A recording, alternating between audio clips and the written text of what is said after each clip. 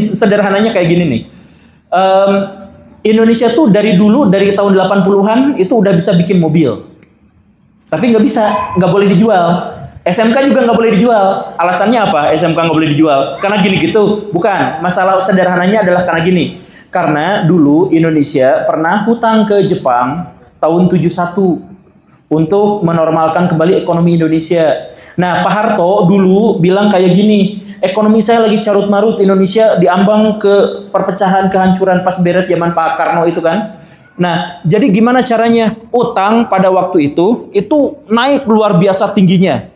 Nah, Pak Harto itu jenius. Saya pernah bikin juga video. Pak Harto itu jenius. Jadi gimana caranya? Negara gak punya penghasilan dan hutangnya numpuk 6 kali lipat lebih banyak daripada penghasilan setahun. Itu utang Indonesia pada waktu itu. Nah, apa yang ditawarkan sama Pak Harto? Oi, negara-negara yang mau minjemin duit ke Indonesia datang ke sini sekarang. Negara yang mau minjemin duit, itu negara-negara lah. Lu lagi balangsak malah mau minjem duit. Kata Pak Harto, iya, ngumpulin, pinjem duit dengan peraturan kayak gini. Indonesia penduduknya banyak. Masarin apa-apa di Indonesia laku. Indonesia sumber dayanya banyak. Bahan baku untuk industri semuanya bisa ada di sini.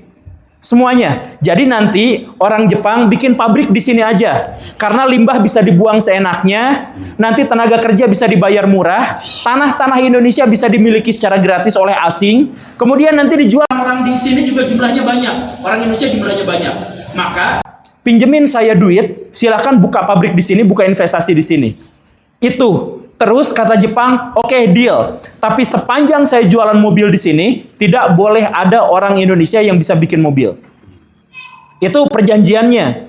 Sampai sekarang karena utangnya belum lunas, dan sekalinya mau lunas juga ditambahin lagi sama presiden, entah kenapa. Akhirnya perjanjian itu tetap, dan sampai sekarang Indonesia nggak bisa bikin mobil. Bukan nggak bisa, tapi itu. Termasuk yang Akang tadi ceritakan. Akhirnya apa? Orang-orang cerdas di Indonesia, orang-orang pintar di Indonesia, kalau mau bikin temuan, harus koordinasi, ngobrol dengan orang luar, dan nanti akan menjadi pemasok buat industri luar. Nggak boleh industri kita, nggak boleh. Wind turbine yang tadi Akang bilang, itu kalau nggak dari Jerman, dari Finland, ya mungkin dari Cina. Gitu. Yang sekarang yang di Makassar itu buatan yang mana? Jerman kalau nggak salah ya. Jerman. Itu buatan Jerman gitu. Kita bisa nggak bikin? Bisa. Tapi nggak boleh. Karena kita masih utang. Nah, utang kita secara kalkulatif nggak bisa dibayar. Hutang kita tuh nggak bisa dibayar secara kalkulatif. Kenapa coba? Karena utang kita itu pakai dolar. Jadi, iya kan berarti nilai mata uang itu terserahnya bukan sama kita, sama. Nah, untuk mendapatkan uang dolar kita harus pakai apa? Ekspor impor. Jadi kita harus mengekspor lebih banyak daripada mengimpor. Karena mau ekspor pakai dolar, impor juga pakai dolar. Jadi untuk bisa bayar utang kita harus punya banyak dolar. Untuk bisa dapat dolar kita ekspornya harus lebih banyak. Gimana cara mengekspor lebih banyak? Tapi industri manufaktur tidak boleh. Tahun 95, manufaktur Indonesia itu 48%. Tahun 2023, manufaktur kita, pabrik kita, cuma 23%. Turun terus. Jadi yang menaikkan ekonomi kita 5% setahun itu apa? Batu bara, sawit. Yang dinaikin. Jadi awalnya ke manufaktur, pindah ke sumber daya alam. Kenapa? Karena manufaktur kita dilarang.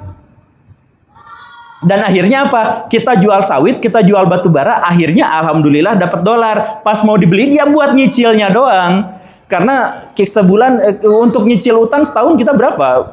600-700 triliun mungkin per tahunnya gitu.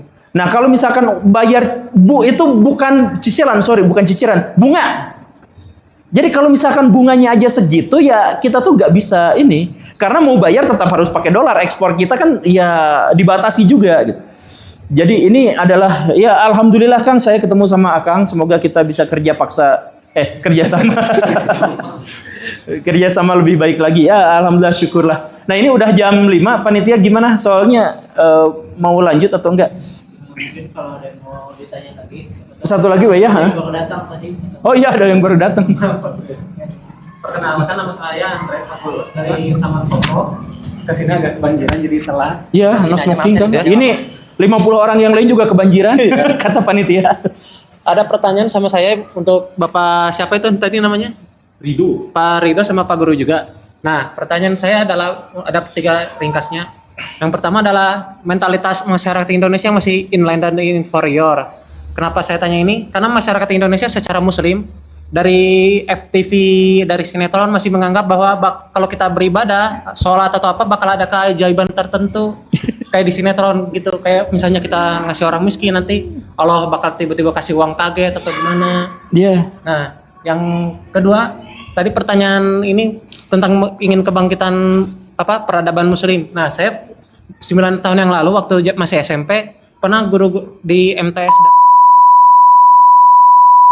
juga pernah ada doktrin begini, kalau masyarakat Islam maju atau peradaban Islam maju berarti itu Imam Mahdi dan Nabi Isa udah waktunya turun. Artinya umat muslim itu peradabannya maju udah waktunya akhir zaman. Dajjal udah keluar. Dan yang ketiga adalah pertanyaan saya, apakah masyarakat Indonesia bisa maju karena ada, bisa dibilang masyarakat Indonesia kan di daerah tropis, dan di daerah tropis biasanya terjadi yang namanya kutukan sumber daya alam, Pak Guru. Dimana negara-negara yang biasa di kayak Amerika Latin, Afrika, bahkan di Asia Tenggara kan bisa dibilang sedikit sekali yang menjadi negara maju. Apakah mungkin Indonesia bisa, atau bahkan negara muslim sekarang kan bisa dibilang kayak Pakistan terkenalnya miskin semua. Bahkan peradaban atau ilmuwan kebanyakan mengarah ilmuwan muslim dikotomi, bahkan diusir dari negaranya sendiri, bahkan harus berkarir di luar negeri kayak di Amerika Serikat dan di Eropa. Tapi gini, kalau dalam pandangan saya punten, pernyataan bahwa orang-orang luar itu gampang rusak tidak membantah bahwa kita tuh masyarakat inferior. Karakteristik masyarakat inferior diantaranya adalah, dan ini ditanamkan, jadi inferioritas kita itu sistemik dan sistematis. Nah itu. Jadi lingkaran setan.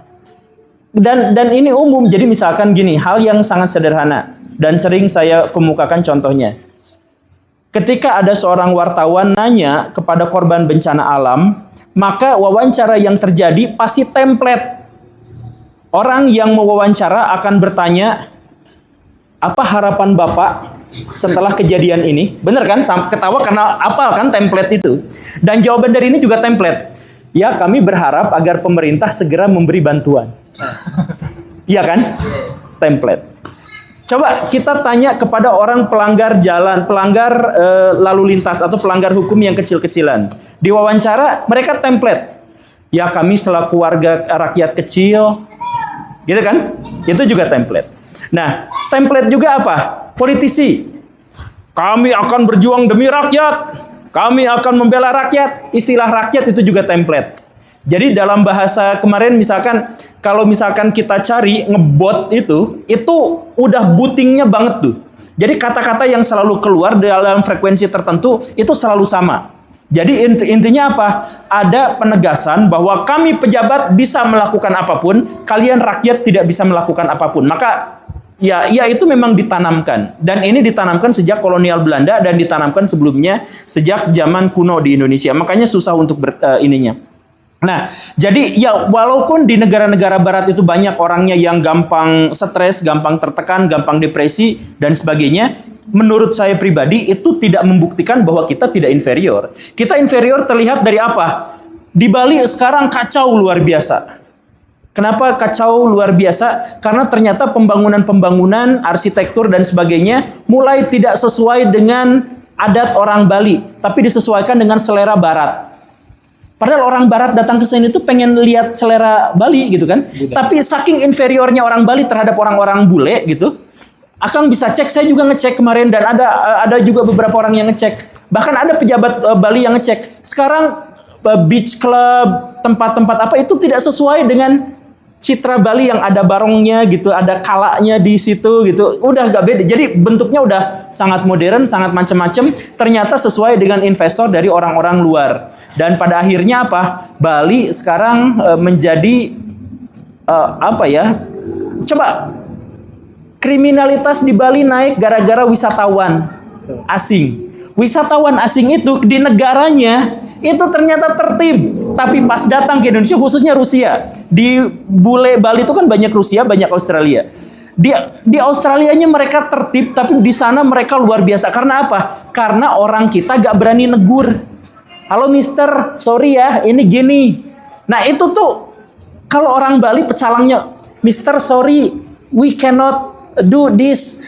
Ya, jadi harus sorry dulu gitu. Nah itu kata orang-orang bule itu akhirnya diremehkan. Kenapa kita harus sorry gitu? Ya karena kita inferior. Gitu. Jadi masyarakat kita adalah masyarakat yang inferior. Saking inferiornya, ketika kita ngomong, gak usah ngomong, gitu. Jadi pada bagian itu pendapat saya memang seperti itu. Terus apalagi tadi Akang itu yang ketiga ya. Terus apalagi? Ini apa? Tadi apa sih lupa? Kemajuan Islam. Ya, kemajuan Islam. Oh, kemajuan Islam. Karena waktu saya SMP di itu para ustadz atau ini suka bilang kalau bangsa atau umat muslim maju artinya Imam Mahdi sudah muncul, Nabi Isa sudah turun, akhir zaman sudah dekat gitu. Ya sudah tidak apa-apa. Ya kalaupun dia berspekulasi soal itu, kalau si ustadz itu memang ya udah kita hadapi aja. Ya bukan berarti ya udah kalau gitu kita mundurin lagi kebangkitannya. Kita nggak jadi bangkitnya sekarang karena takut kiamat segera dekat ya enggak ya.